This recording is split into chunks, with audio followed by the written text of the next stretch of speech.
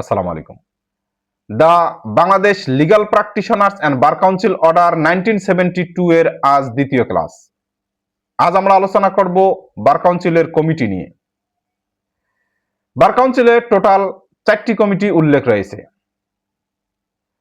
11 অনুচ্ছেদে 3টি কমিটি এবং 11 খ অনুচ্ছেদে 1টি কমিটির কথা উল্লেখ রয়েছে।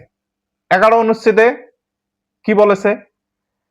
11 অনুচ্ছেদে রয়েছে বার কাউন্সিলের স্থায়ী কমিটি 3টি কি? নাম্বার 1 নির্বাহী কমিটি বা executive committee, number 2 finance committee বা আর্থিক committee, number 3 legal education committee বা আইন শিক্ষা কমিটি।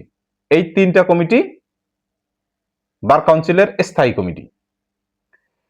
এই 3টি কমিটির সদস্য কতজন এবং কারা কারা হবেন? প্রথম 2টা কমিটি আর্থিক কমিটি এবং ফিনান্স কমিটি, এই 2টা কমিটির সদস্য সংখ্যা হবেন 5 জন। এনারা হবেন বার কাউন্সিলের সদস্য। আর লিগাল এডুকেশন কমিটি বা আইন শিক্ষা কমিটির সদস্য সংখ্যা হবেন 9 জন। এই 9 জনের মধ্যে 5 জন হবেন বার কাউন্সিলের সদস্য, বাকি 4 জন হবেন আদার্স পারসন। এই 4 জনের মধ্যে আবার 2 জন হবেন কোন বিশ্ববিদ্যালয়ের আইন বিভাগের টিচার। ক্লিয়ার? 11 খ অনুচ্ছেদে বলা আছে এনরোলমেন্ট কমিটির কথা। 2003 সালের পূর্বে 11 ক অনুচ্ছেদ ছিল,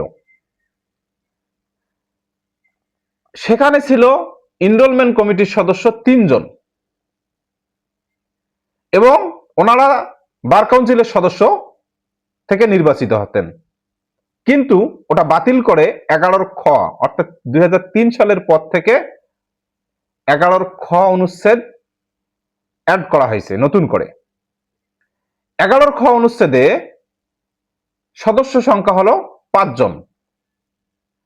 তাহলে এই কমিটিতে অর্থাৎ এনরোলমেন্ট কমিটিতে সদস্য সংখ্যা 5 জন এবং কারা কারা এই সদস্য? প্রধান বিচারপতি কর্তৃক মনোনীত সুপ্রিম কোর্টের আপিল বিভাগের একজন বিচারক, তিনি হবেন এনরোলমেন্ট কমিটির সভাপতি। প্রধান বিচারপতি কর্তৃক মনোনীত হাইকোর্ট বিভাগের 2 জন বিচারপতি, তাহলে তো টোটাল গেল 3 জন।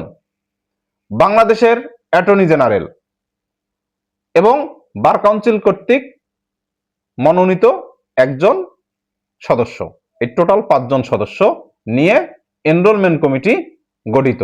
এটি রিটার্ন পরীক্ষার জন্য খুবই ইম্পর্টেন্ট। Thank you.